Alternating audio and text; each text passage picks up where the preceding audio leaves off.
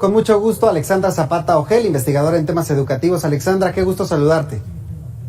Alejandro, muchas gracias. Buenas noches. A ver, comenzaría preguntándote esto. ¿Llueve, truene o relampaguee el regreso a clases? ¿Pero se prepararon adecuadamente las autoridades educativas, el gobierno federal, para que suceda esto? ¿Llueve, truene o relampaguee?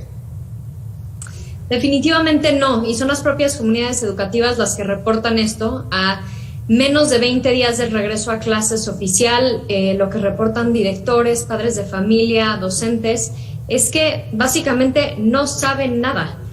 Han escuchado los anuncios en la mañanera del presidente, pero en la práctica las comunidades educativas están en esencia abandonadas, viendo cómo reúnen los recursos y los apoyos que se requiere para poder hacer el regreso a clases una realidad. Hoy arrancan, o ayer más bien, arrancaron las jornadas de limpieza en planteles, Alejandro, en donde la Secretaría de Educación sugiere en la mañanera de hoy en la mañana que si los padres de familia llevan sus cubetas y sus jergas, las escuelas pueden estar listas para el regreso. Se han reportado en muchos medios, incluyendo ustedes, los saqueos que han vivido los planteles, el tamaño del desafío de infraestructura que se está viviendo en las comunidades escolares. Se necesita mucho más que cloro, jergas y cubetas para hacer frente a esta situación. No solo eso, en la práctica, muchos de los anuncios que se han hecho, como por ejemplo este esquema híbrido en donde se dividen el grupo entre algunos días de la semana van presenciales la mitad y la otra mitad.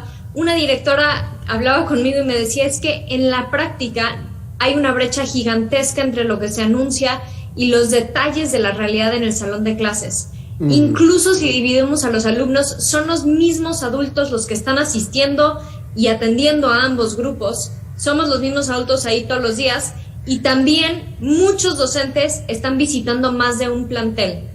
Entonces las oportunidades de contagio definitivamente están ahí, con un plan que no ha aterrizado, que no nos ha dicho exactamente cómo van a proteger a las familias. Sí. Y por eso no sorprende, Alejandro, que cuando se levantan estas encuestas en donde se pregunta si los padres de familia quieren que regresen sus hijos a clases, ¿qué dicen? Vemos ¿Qué dicen? este resultado, esta respuesta abrumadora de no, porque en esencia el gobierno está pidiéndole a las familias mexicanas que escojan entre salud y educación, y eso no se vale. Oye, pero esto no va en contra de lo que dice la Constitución de garantizar el derecho a la educación. Y te preguntaría, ¿lo ha garantizado el gobierno en este año y medio de pandemia? No, tristemente, Alejandro, lo que hemos visto es, te diría, una privatización de la escuela pública, porque hoy en día quienes pueden acceder a aprendizaje son las familias que pueden pagar los costos que implica seguir en contacto con sus maestros, tener planes de datos para poder comunicarse a través de Internet.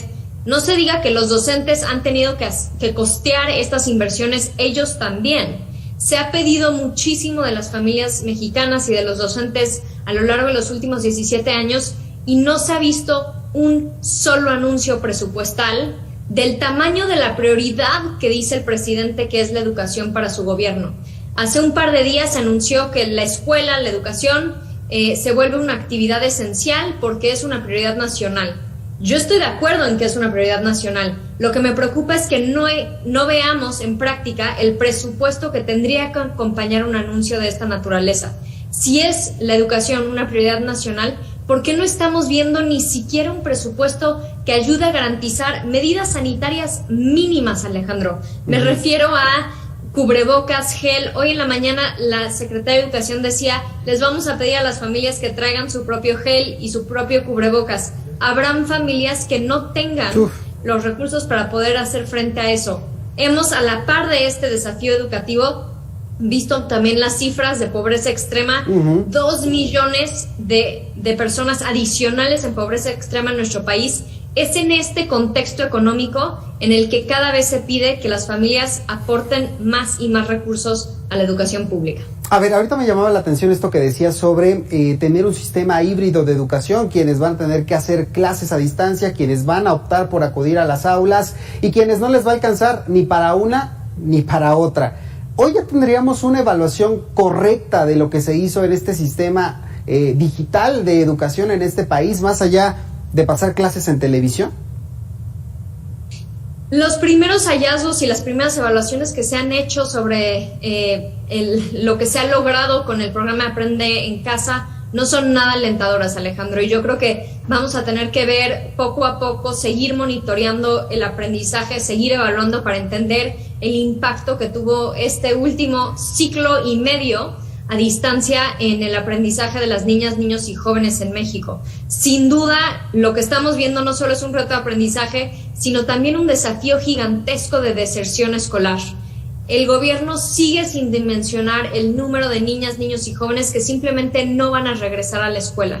Y para eso se necesitan políticas públicas enfocadas con presupuesto para reconectar con estos alumnos y sus familias y garantizar su regreso.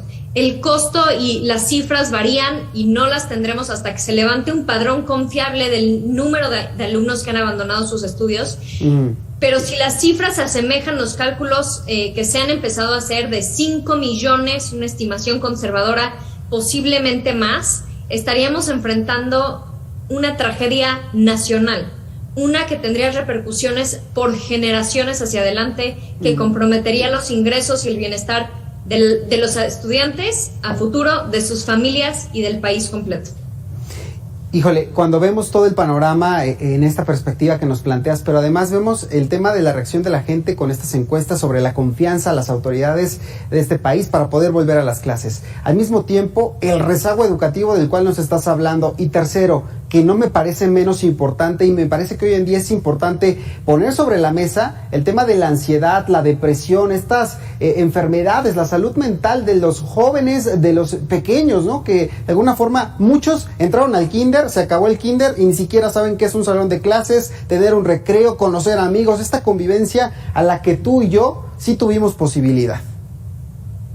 Sin duda, y es un reto que van a enfrentar las comunidades educativas completas, no solo los alumnos que sin duda van a enfrentar condiciones y están enfrentando condiciones socioemocionales las más desafiantes probablemente de sus vidas, sino también los propios docentes. Hemos visto las cifras de mortalidad que ha dejado el COVID.